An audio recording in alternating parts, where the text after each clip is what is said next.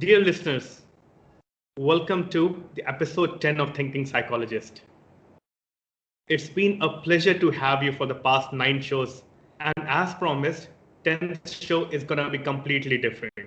What we have seen till now is the inner depths of human mind, its consciousness, its working, how we have been perceived and deceived by the inner voice, and then being tricked into believing into our false self, guiding us into the wrong ways or the wrong path.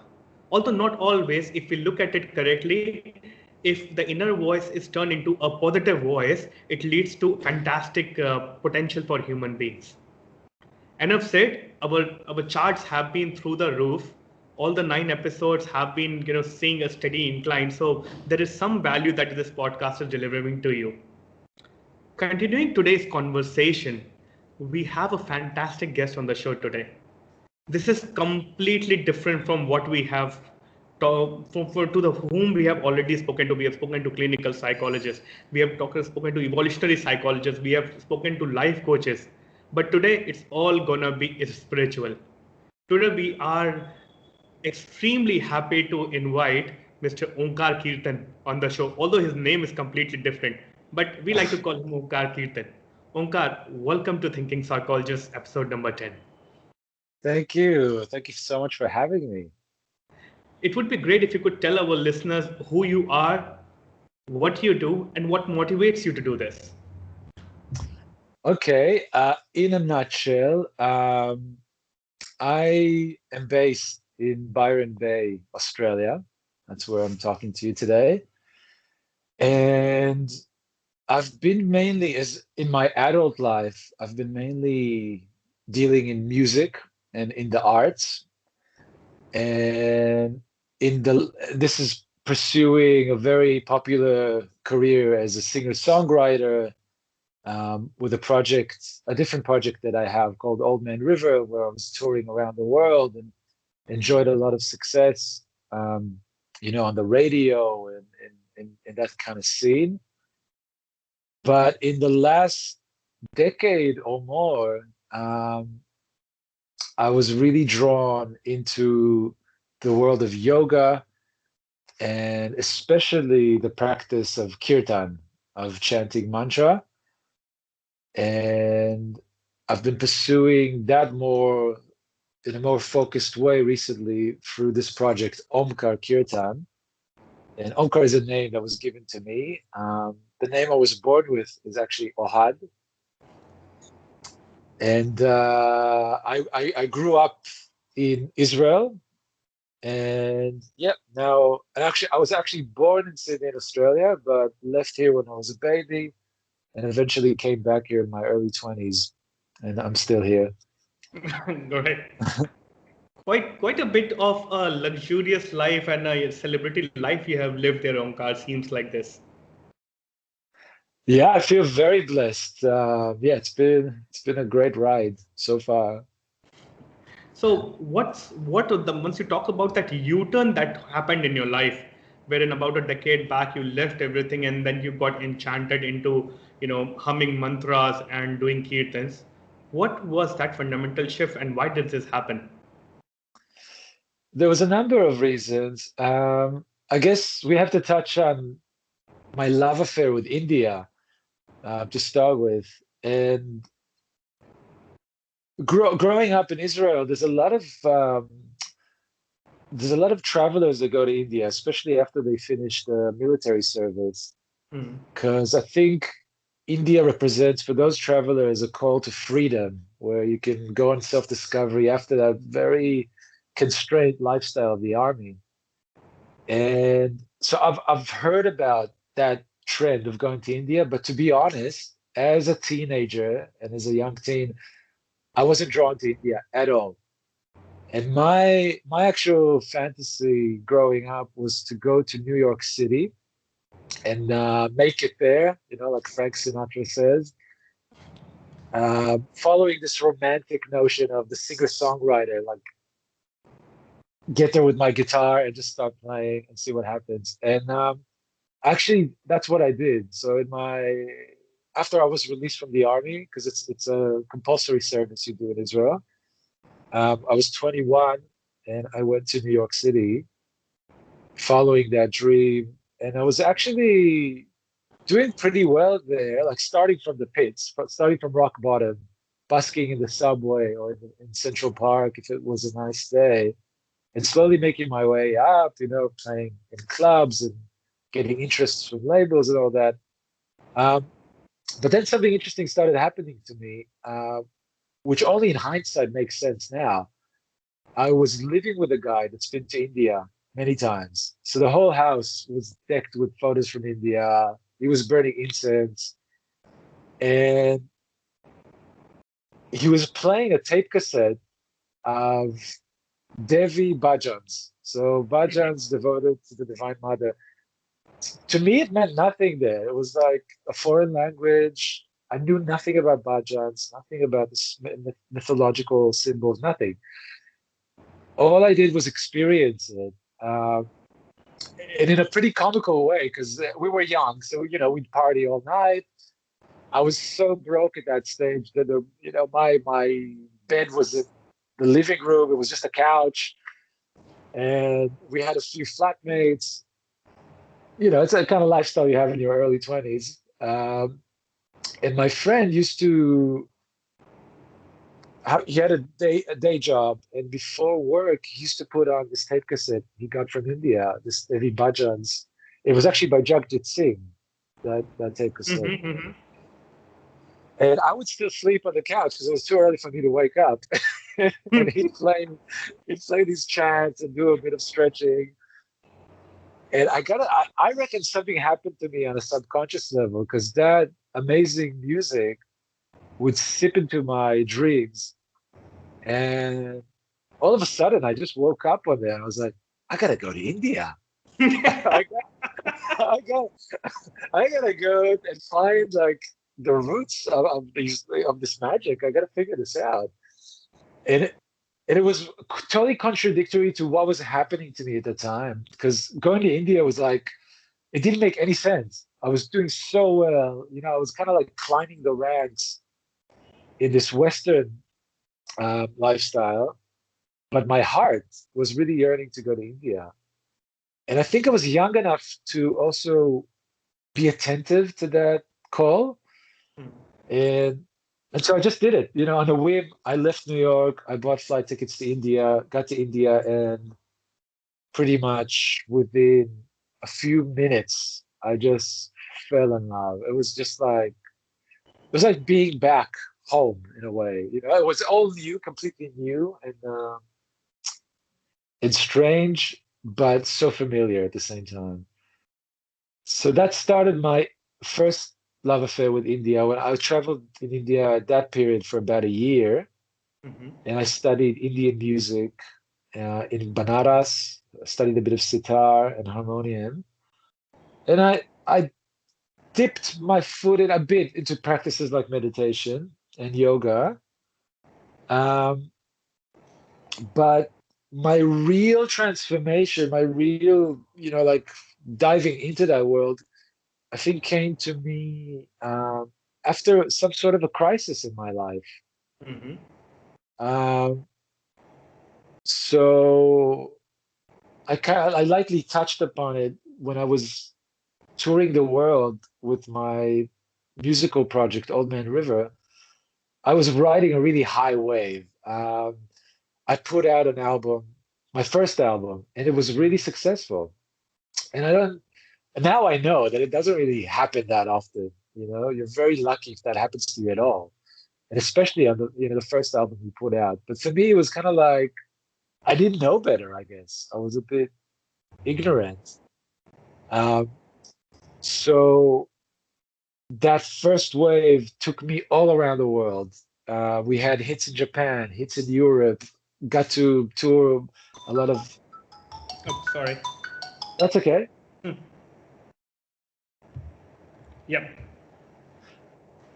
We got to tour a lot of like non-conventional markets, like India, like Singapore, and South Korea.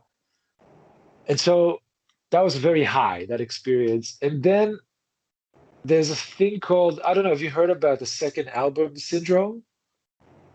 for musicians. No. Sorry. So it's a phenomena for people that had a very successful first album, Okay.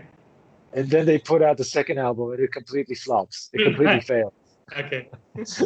So that's exactly what happened to me.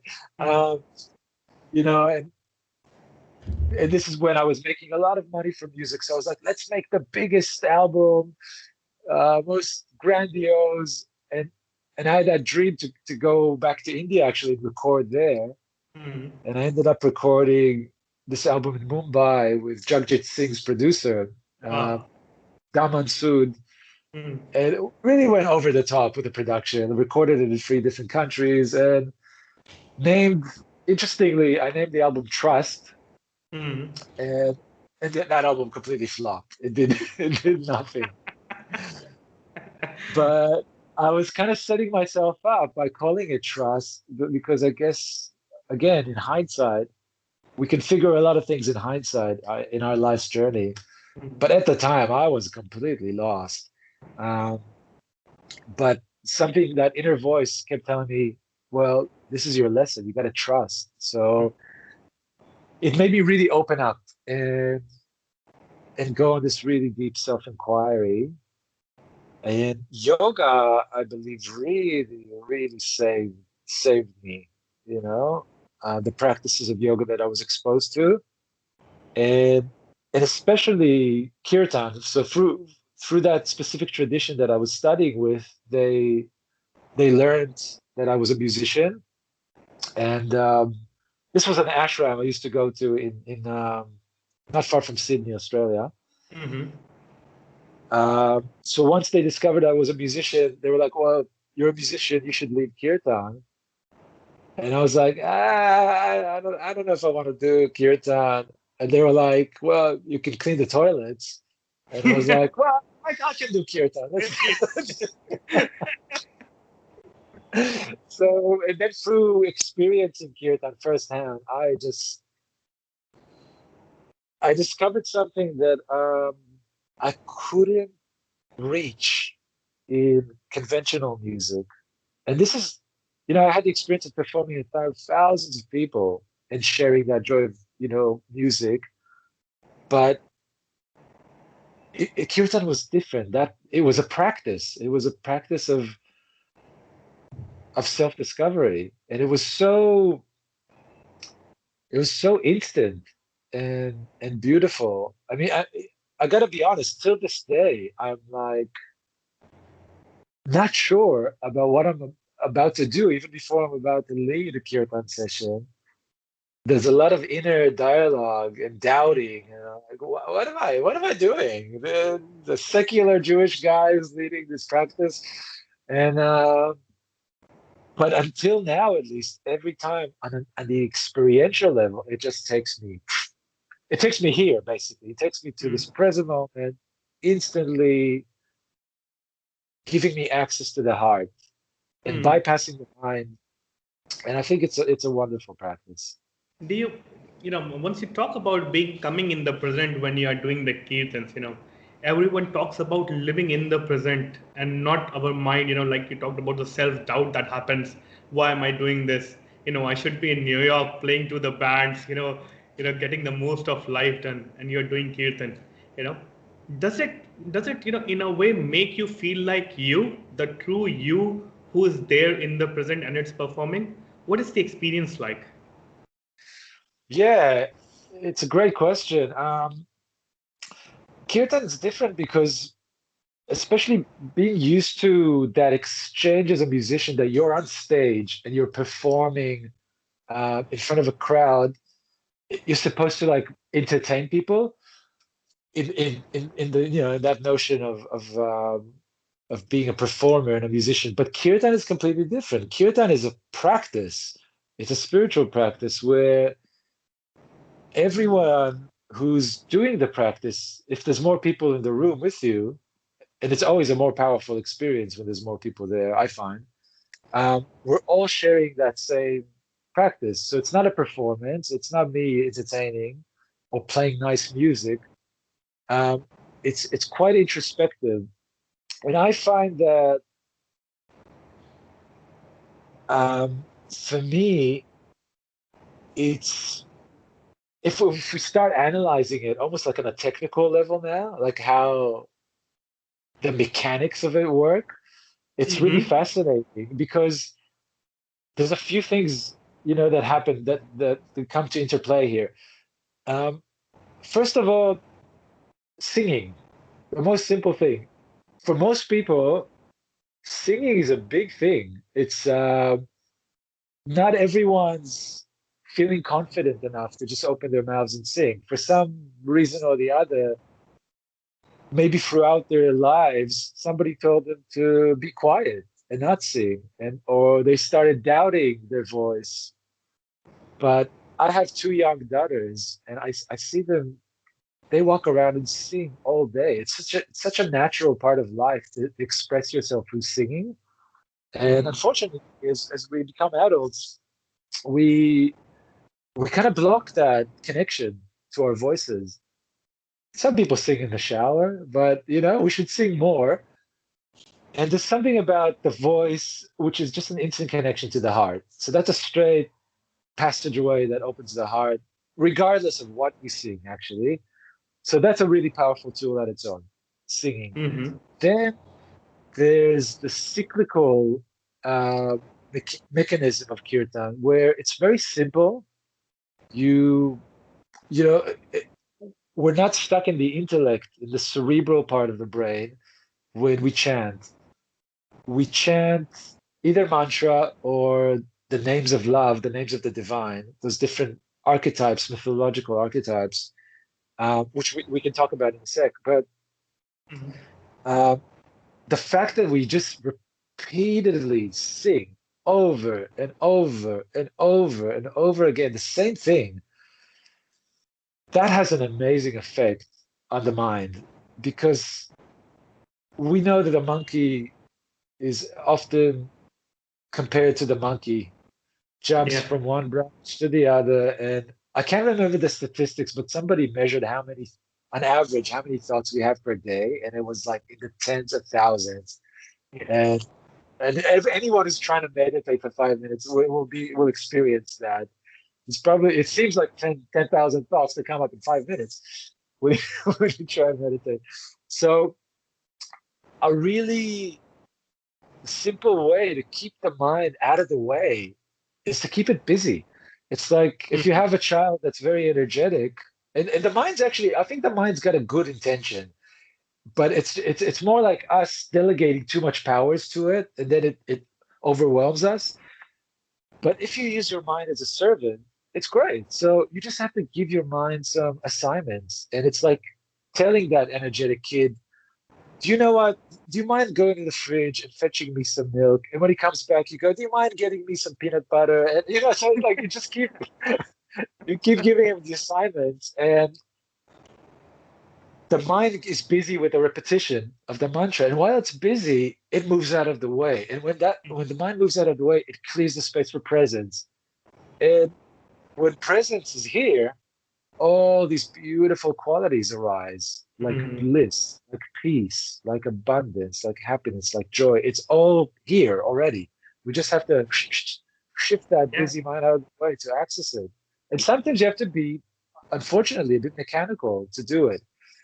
Um, and the third aspect, which is a big one to get into, I don't know if we want to get into it straight away, but is the extra potency of mantra and and those archetypes, those mythological symbols of the divine that we call to. So, I mean, technically, you can be chanting any word, whether in English or Hindi or any other language. You can chant sunshine, sunshine, sunshine a million times, and you might get to a good effect. But something happens, and when you chant mantra, because on a vibrational level, that cuts so deep, and mantra has different meanings. I mean, I feel a bit funny explaining it to you, but uh, my teacher in India explains mantra as a tool to directly go into the soul, so to access the soul. Other people translate it as a vehicle to bypass the mind. So there's many, but it's the same thing in a way. Because if you bypass the mind, you access the soul.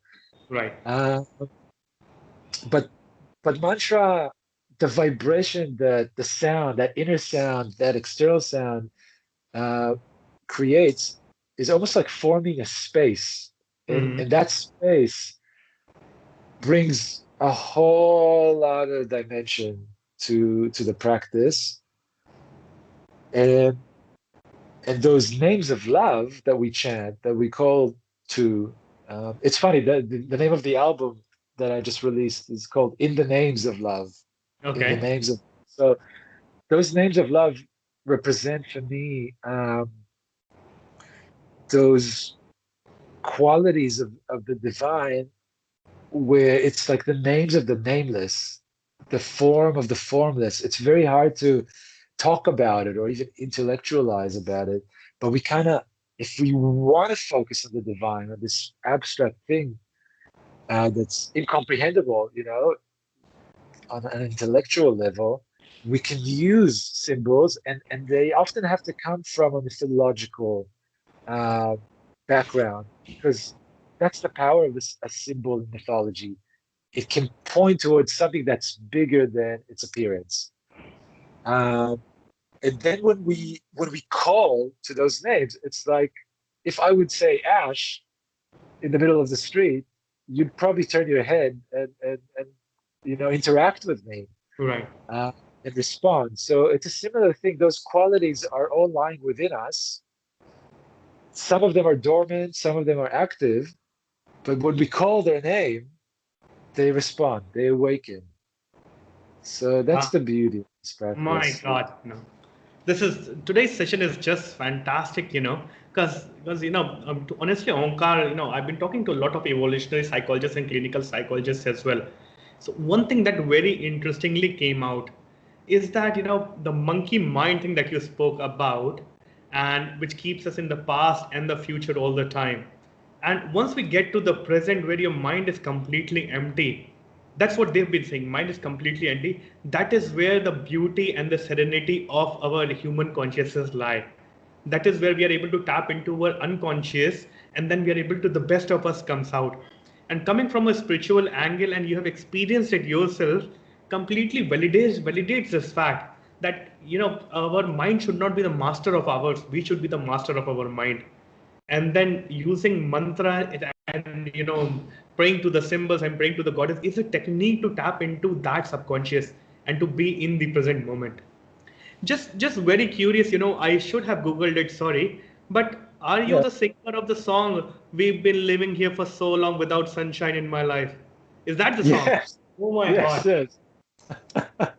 It's been one of my favorite songs since the ages. I've been listening to this song. Really? Yeah, I know this song by heart. Oh It's wow. been living for so long without and that was Oh, you. that's good. Yeah, Oh that's my my project God. called River. Yeah. Were you exposed to it in Australia or somewhere else? I think so. I think so. That was in Australia. Yes. Yeah, Oh, yeah. that's so I cool. was That's listening to great. the song, and that was quite a big of a hit. No, it was one of the biggest hits at that time. Yes, yes. Wow. That's great. And Yeah. we shot a video for that song in Banaras, in Varanasi, India. So Oh. it's quite, it's a funny video. It's like me swimming from Australia. It seems like I'm swimming from this island in the central coast all the way to the Ganga, and I merge out of the Ganga. It's pretty fun. Yeah. Just fantastic, man, fantastic. So, Omkar, now that you have told me that your inner calling has been towards reaching out to the inner depths of yourself and finding who you really are, and you have found kirtan and praying to these symbols as one of the ways. What do you wish to achieve out of this? Where do you want to go, and where do you see yourself? Ooh, it's a good question again. It's funny.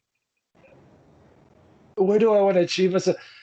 I can tell you honestly, when I was younger, I had a more rajasic or burning desire to get somewhere.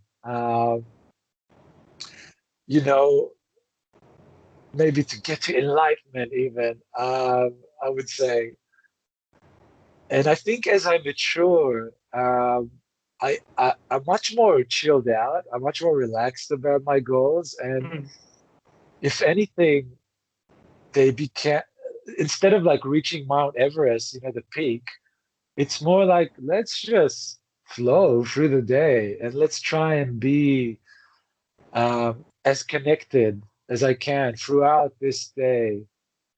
And let's try and be loving and kind, to my family and to all my friends and people surrounding me, and trying to just, yeah, maintain that honest, authentic presentation in the world with what I do, whether it's kirtan or music production, or whatever I do, just to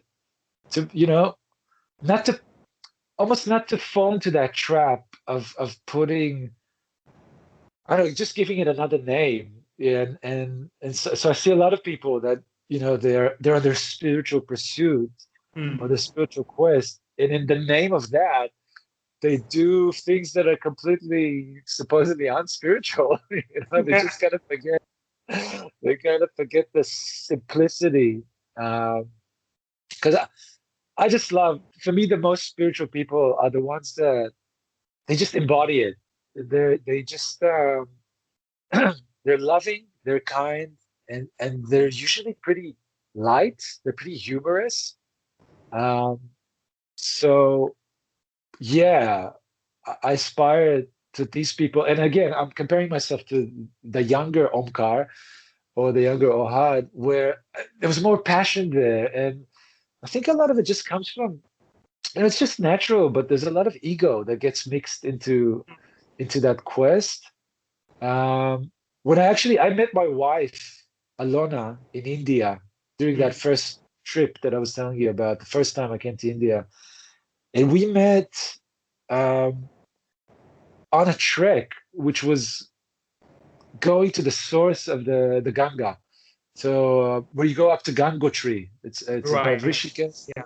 So it's a few days of driving and then a few days of walking. You get to Gangotri, then Gumuk, and you see the glacier, the source of the Ganga, one of the sources. Um, and I remember back then I had so much fervor and passion that all I wanted to do was get to the source, get there as fast as I could. And I met Alona on the way, and she suffered from a little injury from her dancing days, which prevented her from walking so fast. So she forced me to slow down. And I was getting a bit irritated. I was like, oh, man, I just met this woman. She's slowing me down. But it was interesting because I had to slow down. She had to maybe rush a bit so we could meet halfway in our tempo. But what it made me do is to slow down and enjoy the ride, enjoy the Mm. journey. So all of a sudden, I started noticing how beautiful the trek was. We were in the peak of the Himalayas, beautiful waterfalls and flowers everywhere, and that was beautiful. And eventually, we reached the source. We got to the goal, but it was actually like a dirty little glacier. It was nothing exciting, nothing like I fantasized about.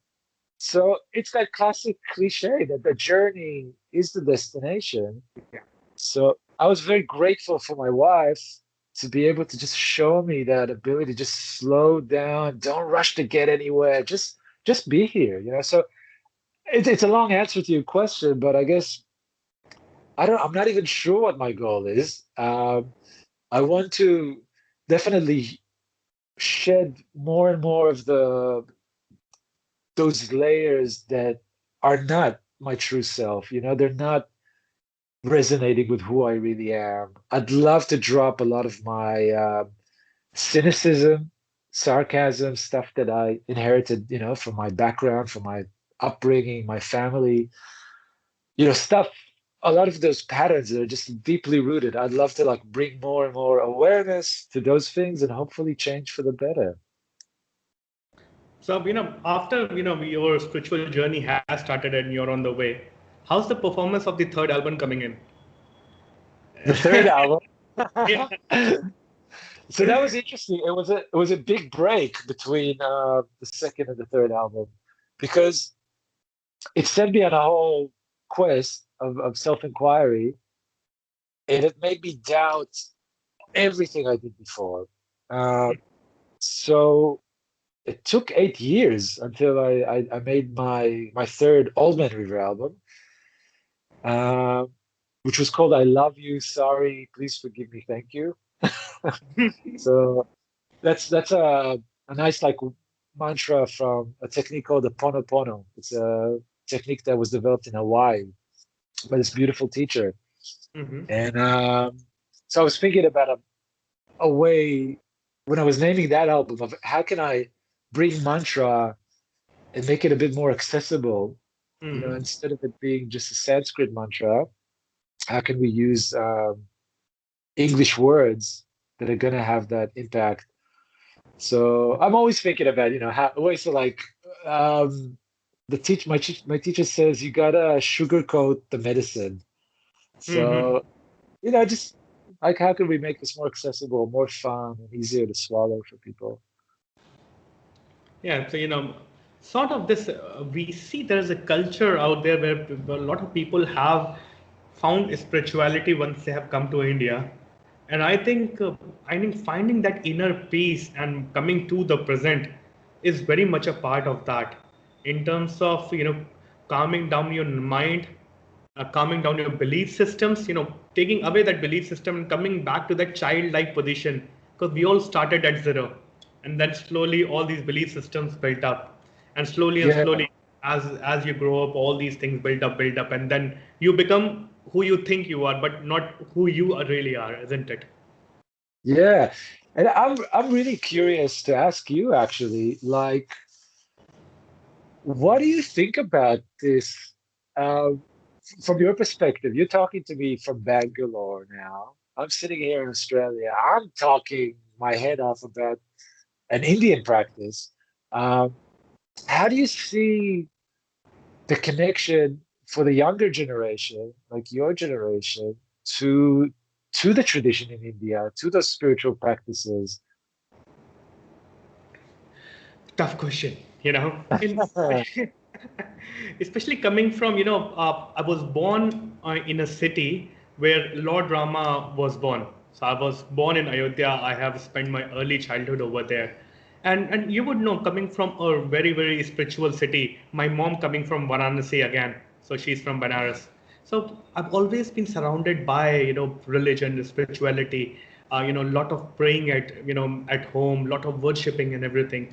So, so you see, what has happened is, with the development of Western culture, the inner culture of Indian culture, the essence of Indian culture is getting lost, because people want to adapt to the Western culture and they want to take those practices in, and you see where those practices are going. Rather than stick to your origins and finding the inner peace, people are slowly moving towards the Western culture. Now, interestingly, what has happened is there is a very big connection here. The connection is, Omkar, is that there is a war going on in our head. Okay, the Mm, war is about our attention. Our attention from the outside is being diverted by the mobile apps, Instagram, Facebook, everything, wherein you are always distracted.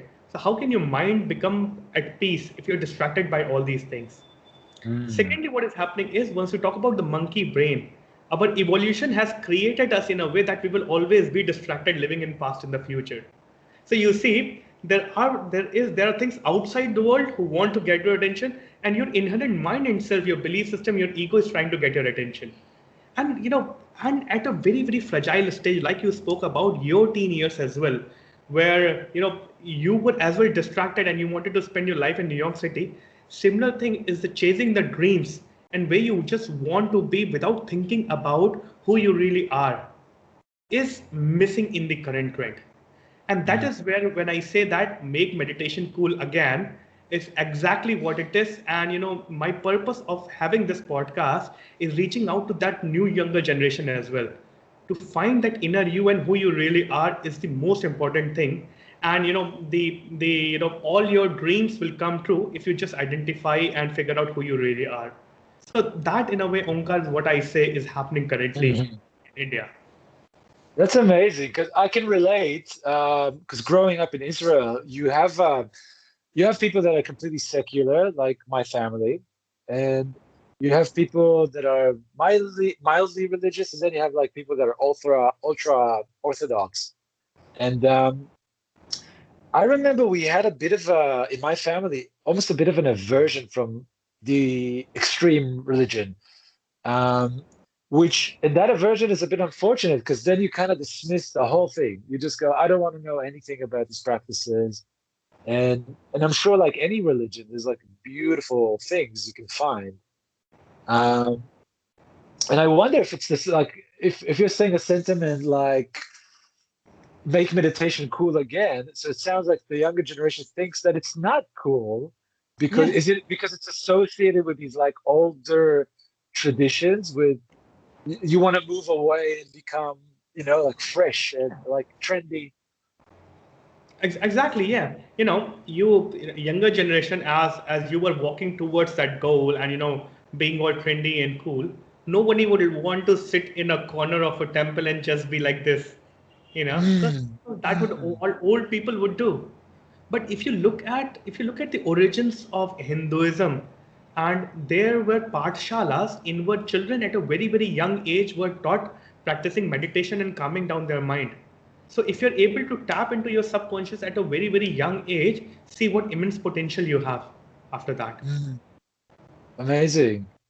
And and what's the stance when people in India see Westerners like me, um, practicing this technique that came from ancient India, or seeing like other yoga teachers, and let's actually take it to the extreme.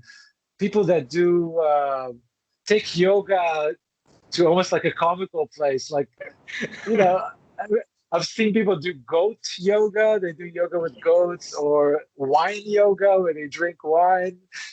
When they see that, how do they react? Does that I'll, feel like, I'll tell you, yeah? I'll tell you this example, at my gym. So I do, CrossFit where they do multiple trainings, one day Zumba, one day yoga, one day kickboxing and everything. And surprisingly, the teacher of the yoga was Russian. And look at the irony, to the origins where yoga started, the teacher is coming from Russia and teaching you yoga. So like, Yes. no, but slowly what happens in what we have seen in India is what happens in the West becomes cool, and slowly the adoption begins here. So although Wow. yoga was here all this time, but as yoga became really interesting in the Western world, the yoga practices have really picked up in India. People are trying to relate yoga now, or actually relating to yoga with with their own well-being now, and a lot of people are practicing yoga these days. Similarly, the thing which is happening is the mindfulness meditation. Although it's just Yep. simple, but there is a mindfulness revolution happening in the Western world. So Yep. slowly, in people in India are gonna look to it, and it's gonna become cool. Coming to what do we think about you? I think what you are doing is actually helping Indian people to realize that there is something really interesting in there, and it has the power to transform lives. It's people like Yeah. you and me who are spreading the word out there, trying to create that awareness that having that, being living in the present is everything that you can ask for, and that is where the beauty of your inner bliss, wisdom, everything lies. Hmm. That's amazing because I guess it's interesting because the world, we live in a global world right now. And that brings a lot of challenges. And there's a very hot topic, especially I think in Australia, about cultural appropriation. And so a lot of people would say if you use practices from other countries, from other cultures, from other traditions, especially if you use them in a commercial way, but not necessarily, um, it's not right. People just label it straight away as you shouldn't be doing that. And to some extent, I can see where people like that are coming from. Because I think there's a lot of abuse that can happen to those ancient traditions because out of ignorance, people are not sure what they're doing. So they're adding their adaptations, like Mm. goat yoga. They say, oh, let's bring some goats in it. But And sometimes it can be harmful even because people aren't, you know, obeying these traditions and rules that have been carefully formulated through millennia for a specific reason. There's reasons. Um, with practices, I'm just throwing like something like Kriya Yoga, for example, which used to be a very esoteric practice, but now anyone can practice it almost. So it's very accessible. Um, my opinion about it is that we can't take the wheel back. This is a global world which everyone's affecting everyone already. All the cultures are so mixed. And so there's a synthesis happening here. There's a process of everything formulating together and affecting everything and forming a new thing, which I find really interesting and beautiful. And actually, if anything, it contributes to that spiritual truth that there's no separation. We're all one. There's no need to like go, all right, this is my culture. The borders of this culture are around these borders of the map, and you're not allowed to mix it with anything else. Sure, when you're gonna mix it, you might dilute it down a bit. That's the risk, the danger. But I would say you're gonna. It's almost like alchemy. You're gonna create something Yeah. new out of it, Omkar, and basically, it's if you look at these, people coming out and saying that, it's sort of not good to adopt to other culture and invest into your own religion or own belief systems. Basically, it's their ego talking. So, hmm, just in really short, what is our ego? So, ego has got 4 dimensions. First is ego makes you believe that who you are is what you do. Second, it says that who you are is what you have learned or done. So if I have done an MBA, if I'm a mechanical engineer, I become that person. mhm, What I do is if I were working for a large multinational, that's the person who I am. No. Ego tells me that I am a person of what I have earned. So how much luxury I have, I am that person. Still, I'm not my mhm, reputation. And the fourth thing, that's the point that you said as well, is that ego tells me that I am unique. I'm different from everyone else. Now, but in the end, everyone started from zero as a child with a fresh slate. And it was just the belief systems, our ego developing. So, mhm, next time if someone tells you these things, tell them these 4 aspects and ask them to define themselves apart from all of these 4. They won't be able to. And living in mhm, the present, finding yourself is the real place you can tell yourself that this is really who I am. I am, maybe I am Omkar and I am Old Man River Sunshine. That is in one statement who you are. Simple. yeah, that's beautiful. Thanks for that. I agree with you. I think maybe 100% of the problems in the world, the human problems, stem from identifying with who we think we are, Right. and yeah, getting it wrong mostly. Exactly. Yeah, Yeah. Hey, it's been I've taken quite a bit of time of yours, but now that you that's have okay. told me you are the singer of Old Man River Sunshine, could you strum it for Yeah. us, please? So you want to hear Sunshine? Yeah, Please. sure. Yeah, yeah, man, please. Yeah. So let's go.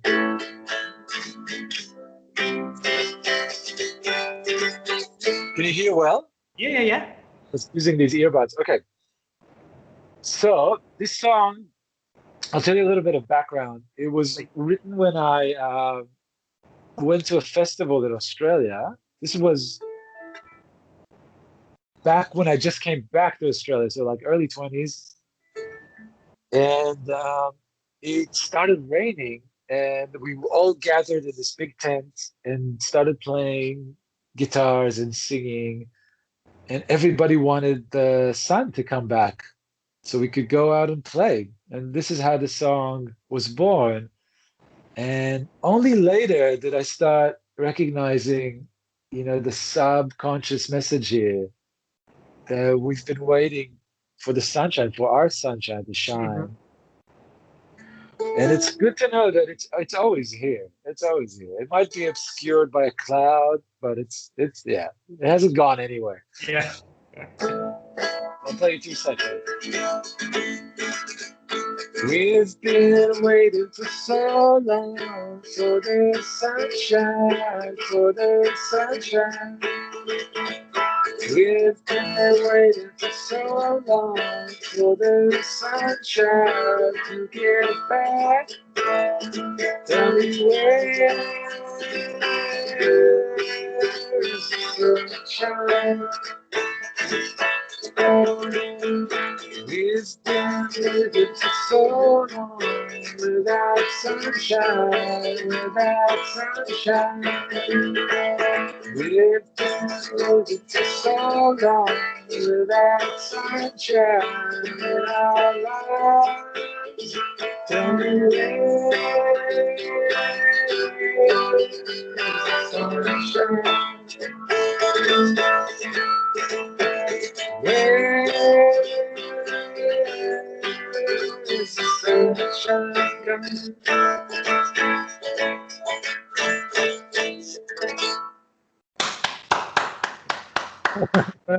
I can totally imagine people, the crowd going in the concert crazy and mad after listening to this. I would have been. You know, I went to a lot of concerts in Sydney as well in Melbourne, and I can totally Yes. imagine people going crazy mad just listening to this. But it's interesting. Everyone will have a different interpretation of this song as well. Omkar. For me, we've been waiting for so long for the sunshine in our lives, and when you talk about sunshine in our lives, different people will have a different interpretation. Some would be overcoming the hurdles in their life, some moving, attaining that love that they are craving for, and that's why it's got so deep meaning, and it's so, because I feel connected to the song.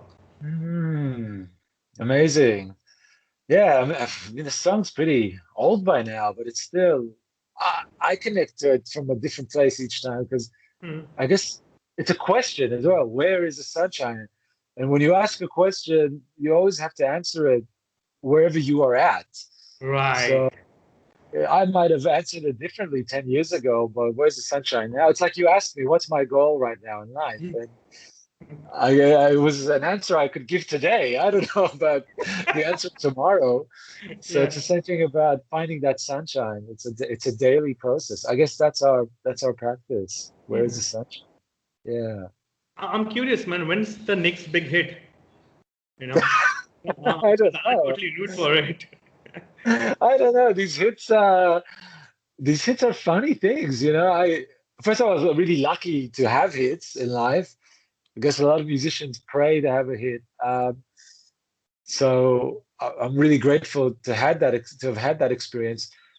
It's funny, the songs that became really successful for me were the ones that were written like that. They came in 2 minutes. I wrote this song in 2 minutes. There was another song that was a huge hit called La, and I wrote that song in a music therapy workshop when I was working with disabled kids. Hmm. So, and that came out like in 2 minutes. I almost forgot about it. And it's funny, like there's songs that takes me 5 years to write and finish. They're not hits, but these songs that are just like direct downloads, from the creation. Yeah, they just seem to work well. But I don't know. I never know what's gonna be successful, what's not. Who knows? Or make Kirtan music cool again, man. As you said, sugarcoat the pill. I think that's it. I think that's my mission with Omkar. It's because I do it my way, and my way is just being really honest about it. So I will only talk about stuff that I've experienced. I won't talk about stuff that's too airy-fairy, and I think sometimes it can throw people away and make them distant. So I'd love to just, yeah, make that practice accessible to people. You don't have to be religious to practice it. You don't have to be a pro singer. You don't have to be a Sanskrit scholar. You can do it from any place you're at. But just do it. I mean, that's the main thing with that practice. You have to sing. You have to do it. It's not for listening. Um, and so yeah, for now, this is where my passion is, definitely. Just trying to make it accessible and cool. When are you coming to India next? Who knows? I miss India so much, so much. Yeah, because But next time you're close. coming in, you're coming to Bangalore straight to my place, and then we will do a joint Old Man River concert for you. I would love to. That would be so great. I miss India dearly. Yeah, man. Or come down to Ayodhya, the birthplace of Lord Rama. We can go Ah, there and play some kirtans at the Hanumangadi temple. beautiful, beautiful. So, what's the name of the next album you had already mentioned, and is it already out? So yeah, the Kirtan project is called Omkar Kirtan, and you can find it through all the platforms, all the streaming platforms, or go to my website, omkarkirtan.com. And I released the first album on June this year, so June 2020. And the album's called In the Names of Love. Mm-hmm. And it's got a few chants, and it was recorded in a way because I guess because of my background and making so many albums, I'm a perfectionist about the quality of the recording, Mm-hmm. but it was really important seeing this as a practice, a spiritual practice, to also really grab the spirit, to manage to capture that spirit and the heart. So at least I was aiming to combine the quality of the recording with the spirit, and so hopefully it was achieved. Check it Yeah. out. Let me know what you Yeah, think. definitely. I'm gonna paste some links up to your new album in the podcast links, and there's also gonna be on the YouTube. And net we have spoken to roughly about an hour, and I'm pretty sure our listeners would also be thrilled to hear from the Old Man River Sunshine, because I should have researched that it was you know. But good part, I wasn't conscious talking to you then. That's so cool. It's so great that you just realized it throughout our, Yeah. our chat. That's beautiful. You have to check out that video clip because if your mom's from Banaras, you'd love it. Yes, yes, she would Yeah, definitely. Yeah, I'm gonna show her this video, your video clip now, and she'll say, yeah, is the same guy there. yeah, it's so funny. You'll see.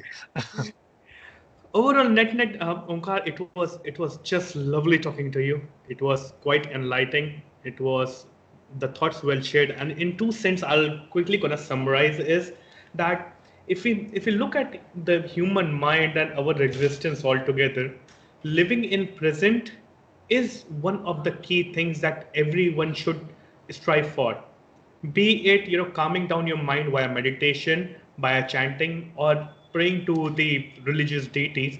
It's all about coming in the present, and that is where I believe wisdom, bliss, and a thing toward nirvana also arise. Your closing remarks, please, Omkar. Yeah, I totally stand behind what you just said. I mean, we're blessed to be living in a world where we have so many ways to get to that same source. And that's the beauty, you you can have your favorite cup of tea. Some people like drinking ginger lemon, some people like peppermint, some people like green tea, whatever. You don't have to, and I'll never push a certain agenda onto anyone. Not saying that kirtan's for all, but try it. And if it works for you, then great. I think it's amazing that we have so many amazing techniques to get to that place of presence and stillness. And totally agree with what you said. That's where we can tap into our true selves, and that where all our wisdom, all our intuition is there. And it's all fine. When you're here, you don't want to be anywhere else. Yeah. Thanks, Omkar. It was pleasure having you on the show. And with that, we'll say official namaste to each other, and you know, I'll take your leave. Namaste, Ash. Thank you so much, brother. I really enjoyed our conversation, and I'm looking forward to meet in person. Definitely, I'm looking forward to that as well. Thanks. Great. I'm just gonna stop the recording now, Omkar, so Yeah, that sure, sure.